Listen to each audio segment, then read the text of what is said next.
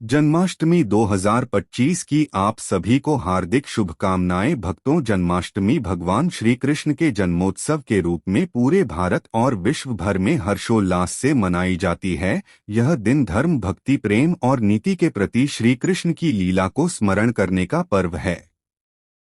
भगवान श्री कृष्ण का जन्मदिन बस कुछ ही दिनों में आने वाला है, जिसे हम सभी जन्माष्टमी के रूप में बड़े हर्ष उल्लास के साथ मनाते हैं। उत्तर भारत और कई स्थानों में जन्माष्टमी का पर्व प्रत्येक वर्ष भद्रा मास के कृष्ण पक्ष की अष्टमी तिथि को मनाया जाता है। महाराष्ट्र, गुजरात और दक्षिण भारत के कुछ राज्यों में यह श्रावण मास की अष्टमी के दिन आता है, लेकिन इस बार जन्माष्टमी 2 दिन आ रही है।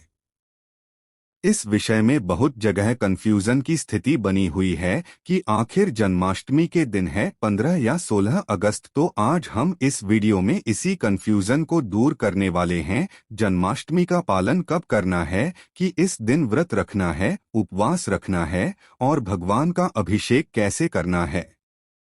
साथ ही हम यह भी जानेंगे इस वीडियो में कि जन्माष्टमी का परम पावन पर्व पर लड्डू गोपाल को भोग में क्या अर्पित करना चाहिए, उन्हें कौन सी चीजों का भोग लगाना चाहिए। भक्तों, इन सभी प्रश्नों के उत्तर आज हम इस वीडियो में जानेंगे, तो अंत तक इस वीडियो को अवश्य सुनिएगा। तो चलिए आज हमें यह वीडियो प्रारंभ करते हैं। साथ ही बैठो, इस जानकारी को जानने से पहले हम आपको एक छोटी सी कथा के माध्यम से बता देते हैं कि श्री कृष्ण का जन्म कैसे हुआ और उनको लड्डू गोपाल की उपाधि क्यों मिली, और साथ ही यह भी जानेंगे कि उनको श्री कृष्णा क्यों कहा जाता है। श्री कृष्ण जन्म कथा का आरंभ मथुरा के राजा उग्रसेन के पुत्र कंस ने बलपूर्वक सत्ता हथिया ली। अपनी बहन देवकी का विवाह यदुवंशी राजकुमार वासुदेव से करवाया। विवाह के बाद कंस को आकाशवाणी हुई ही कंस देवकी को तू इतना नहीं करता है, उसका 8वां पुत्र तेरा संहार करेगा। कंस भयभीत हो गया और देवकी वासुदेव को कारागृह में बंद कर दिया। जैसे जैसे देवकी के बच्चे जन्म में कंस ने एक एक करके सभी को मार डाला। 8वां पुत्र श्री कृष्ण का जन्म जैसे ही अष्टमी की रात आधी रात को कृष्ण का जन्म हुआ। चमत्कारिक रूप से जेल के दरवाजे खुल गए, पहरेदार सो गए, वासुदेव के पैरों की बेड़ियां और टूट गई। वासुदेव ने बालक को एक टोकरी में रखा और यमुना नदी पार करके गोकुल पहुंच गए। वहां नंद बाबा और यशोदा के घर में जन्मी कन्या को लेकर वापस लौटे। कंस उस कन्या को भी मारना चाहता था, परंतु वह कन्या आकाश में उड़कर देवी का रूप लेकर बोली, हे मूर्ख, तुझे मारने वाला तो कहीं और जन्म ले चुका है। जन्मा अष्टमी का मुहूर्त हिंदू पंचांग के अनुसार भाद्रपद या श्रावण मास के कृष्ण पक्ष की अष्टमी तिथि इस बार 15 अगस्त 2025 शुक्रवार के दिन रात को 11:79 से आरंभ हो रही है और 16 अगस्त 2025 शनिवार के दिन रात 9:24 पर समाप्त हो रही है। अब देखिए, भगवान श्री कृष्ण का जन्म तो भाद्रपद मास में कृष्ण पक्ष में अष्टमी रोहिणी नक्षत्र के दिन रात्रि 12 में हुआ था और इसलिए जन्माष्टमी के दिन निश्चित मुहूर्त में भगवान श्री कृष्ण का पूजन किया जाता है, उनका अभिषेक किया जाता है। और इस दिन नियम के अनुसार अगर देखा जाए तो 15 अगस्त 2025 के दिन अष्टमी के साथ साथ निश्चित रूप मुहूर्त हमें प्राप्त हो रहा है। इसलिए कई जगह पर 15 के दिन जन्माष्टमी का पर्व मनाया जा रहा है, लेकिन अगर कुतिया तिथि के अनुसार देखा जाए तो 16 अगस्त को अष्टमी होने के कारण 16 अगस्त के दिन जन्माष्टमी का पर्व मनाया जाएगा। तो इस वजह से इस बार 15 अगस्त और 16 अगस्त 2025 यह दोनों प्रतीति जन्माष्टमी का पर्व अलग अलग स्थान पर अलग अलग रीति के अनुसार मनाया जाएगा। आप अपने स्थानीय पारिवारिक और परंपराओं के अनुसार इस पर्व को मना सकते हैं और वैश्विक परंपराओं के अनुसार देखा जाए तो इस जन्माष्टमी पर्व का पालन करेंगे। तो 16 अगस्त 2025 शनिवार के दिन जन्माष्टमी की तिथि पड़ रही है। तो चलिए भक्तों, अब हम दोनों के शुभ मुहूर्त के विषय के अनुसार भी देखते हैं। जो लोग 15 अगस्त को जन्माष्टमी का पर्व मना रहे हैं, उनके लिए भगवान श्री कृष्ण की पूजा आराधना का रात्रि का निषेध कल का समय आएगा 15 अगस्त की रात्रि में 12:04 से लेकर 12 से 47 के बीच में, और इस प्रकार से पूजा के लिए तैयार लीज की अवधि मिल रही है। 15 अगस्त के दिन ब्रह्मा मुहूर्त का समय सुबह 4:24 से लेकर 5:06-7 के बीच में प्रातःकालीन पूजा करने का समय रहेगा। सुबह 4 बजे से लेकर 5:50 के बीच में इस दिन सूर्योदय होगा और 5:50 पर सूर्यास्त का समय रहेगा। शाम 7 हम इस दिन अभिजीत मुहूर्त को दोपहर 11 होती नाइट से लेकर 12 तक का है, और विजय मुहूर्त 200 ही से लेकर 233 के बीच सयाकल में भगवान श्री कृष्ण की पूजा के लिए शुभ मुहूर्त मिल रहा है। शाम 7:00 से लेकर 8 बजे के बीच इस दिन विशेष सर्वार्थ सिद्धि योग भी बन रहा है। वहीं शुरू होगा भाई सुबह 5:50 से लेकर 7 और चाचासे के बीच में रवि योग भी इसी काल के अंदर रहेगा। तो चलिए, आप 16 अगस्त को जन्माष्टमी पर मना रहे हैं, उनके लिए 16 अगस्त 2025 शनिवार के दिन प्रातः ब्रह्मा मुहूर्त का समय रहेगा।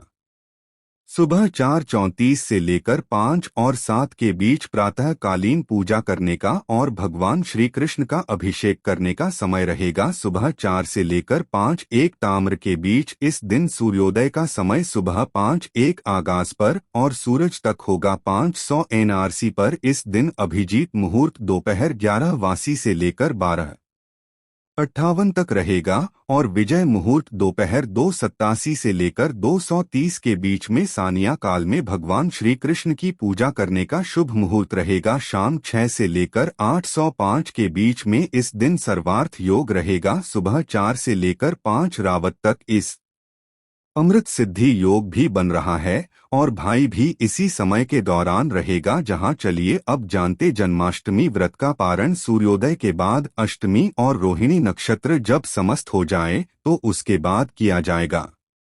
तो अगर अष्टमी तिथि और रोहिणी नक्षत्र सूर्यास्त का समापन नहीं होता है तो कारण की समाप्ति के बाद अष्टमी तिथि को रोहिणी नक्षत्र में सूर्यास्त तक समाप्त नहीं होता है। श्री कृष्ण का जन्म द्वापर युग में भाद्रपद माह की कृष्ण पक्ष की अष्टमी तिथि को हुआ था।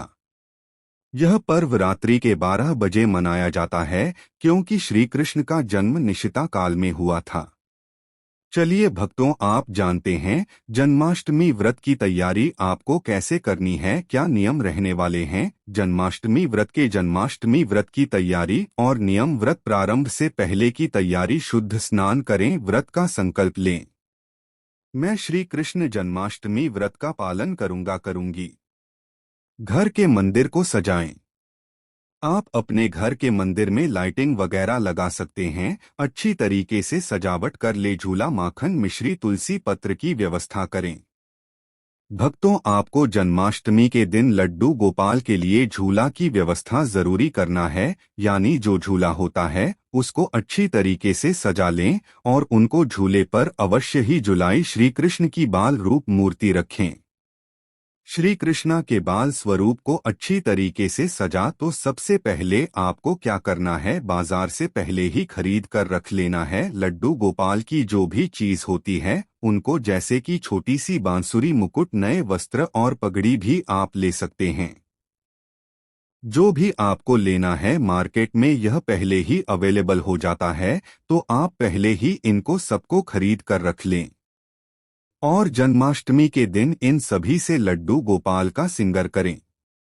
तुम अब तो यही लड्डू गोपाल से संबंधित जानकारी का व्रत के प्रमुख नियम वगैरह भी जान लेते हैं कि व्रत के नियम क्या रहने वाले हैं, नियम के दौरान हमें क्या करना चाहिए और क्या नियमों का पालन करना चाहिए। क्योंकि जन्माष्टमी कैसा व्रत होता है जिसे लड्डू गोपाल के लिए रखा जाता है। वैसे तो लड्डू गोपाल को अपने बच्चों की तरह ही हर महिला पुरुष लालन पालन करते हैं, तो आपको विशेष कारण बातों का भी ध्यान रखना है। व्रत के मुख्य नियम। एकादशी की रात्रि से ही संयम रखना उत्तम। अष्टमी के दिन फलाहार करें। क्रोध, झूठ, आलस्य, विवाद से बचें। दिन भर एयुएम नमो भगवते देवाय मंत्र का जाप करें, रात्रि में श्री कृष्ण जन्म के समय पूजन करें। चलिए अब आपको बता देते हैं कि आपको श्री कृष्ण के जन्म का पूजन कैसे करना है और उनके जन्मदिन आपको कैसा मानना है। पूरी संपूर्ण पूजा विधि भी जान लेते हैं। भक्तों, यह पूजन कोई भी व्यक्ति कर सकता है, जरूरी नहीं कि जिसने व्रत रखा है वही इस पूजन को कर सकता है। तो सबसे पहले आपको क्या करना है, चौकी लगाना है। लड्डू गोपाल की जो चौकी है वह लगानी है। जन्माष्टमी पर लड्डू गोपाल की पूजा कैसे करें, यह एक बहुत पवित्र और शुभ कार्य है। इस दिन भगवान श्री कृष्ण के बाल रूप लड्डू गोपाल की विशेष पूजा की जाती है। नीचे पूरी पूजा विधि सरल भाषा में बताई गई है ताकि आप घर पर ही लड्डू गोपाल को खुशी खुशी झूला झुला सकें और उनका आशीर्वाद पा सके। जन्माष्टमी पर लड्डू गोपाल की पूजा विधि। पूजा का समय मुहूर्त अष्टमी तिथि और रोहिणी नक्षत्र में मध्य रात्रि को श्री कृष्ण का जन्म हुआ था।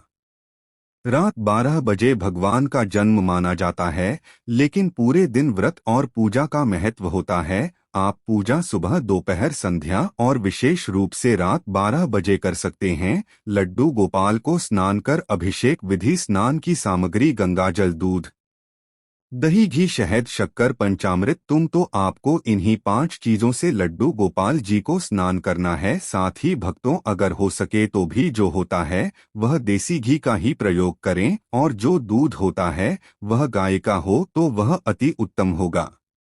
आप गाय का दूध प्रयोग में ले सकते हैं। अगर गाय का दूध न हो तो आप और भी भैंस का वगैरह ले सकते हैं, परंतु अगर गाय का होगा तो वह ज्यादा सही माना जाएगा। स्नान करने के बाद सांप जल से उनको स्नान कारण, साथ ही उसे साफ जल में थोड़ा सा गंगा जल अवश्य डालें और उसके बाद स्नान कारण। अब उसके बाद कोई छोटा सा वस्त्र लेकर उनके शरीर को अच्छी तरीके से साफ कर लें। पानी को अच्छी तरीके से सीख लें और उनको चौकी पर विराजमान कर दें। अब उसके बाद हम आपको बताएंगे कि किस विधि से आपको आगे पूजा करनी है। अब नई वस्त्र पहनाएं। पीले रंग के वस्त्र शुभ माने जाते हैं। कहा जाता है कि कान्हा जी को पीला रंग बेहद पसंद है, तो आप उनकी मनपसंद कॉलर के कपड़े पहन सकती हैं। पीले रंग के वस्त्र पहनें तो वह अति उत्तम होगा। अब उसके बाद उनको गहने पहने हैं।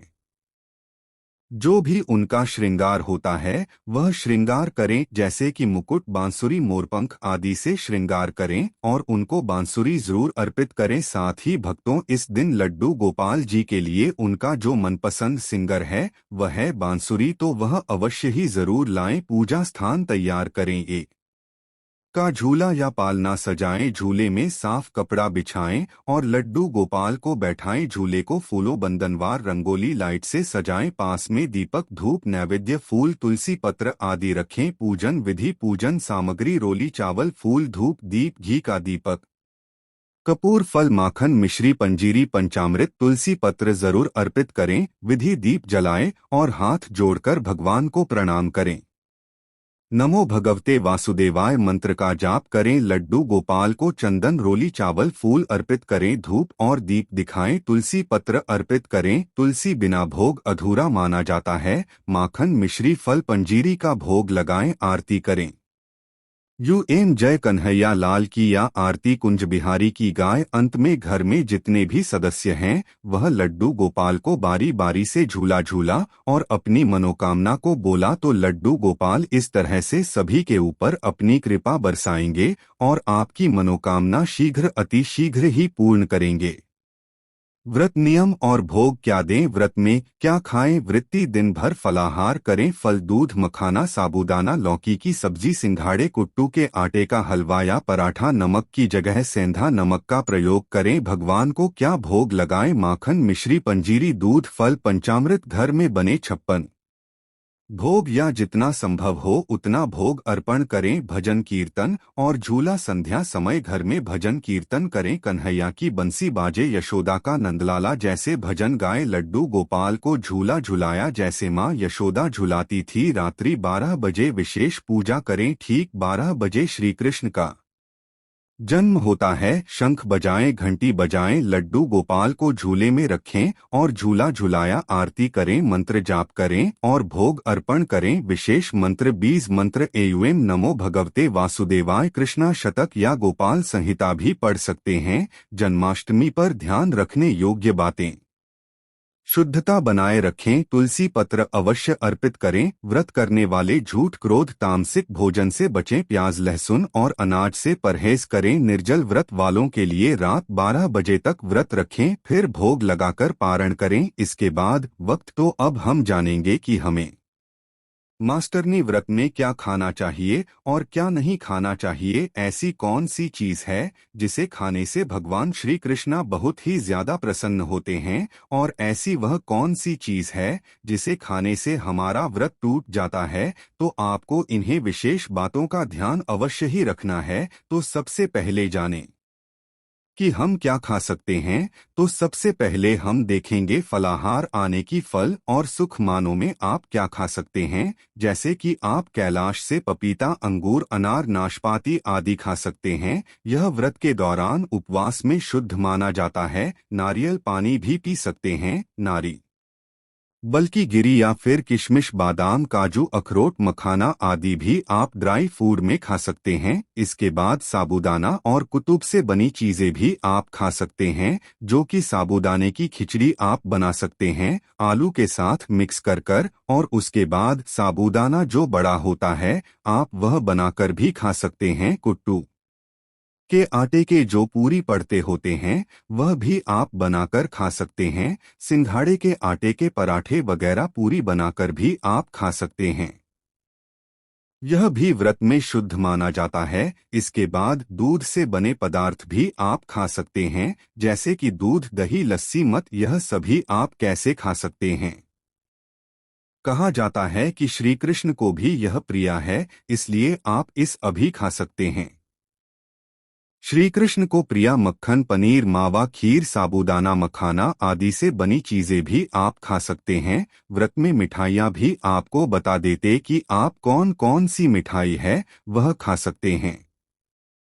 कई लोगों के हर रक्षाबंधन से बनी मिठाइयाँ भी रखी होती है, तो उन सबका मन भी करता है कि हम भी मिठाई खा ली, परंतु उनका यह ज्ञात नहीं होता है कि हम कौन सी मिठाई खाएं और कौन सी नहीं खाएं। तो वह भी हम आपको बता देते हैं। जैसे कि लौकी से बनी बर्फी आप व्रत में खा सकते हैं।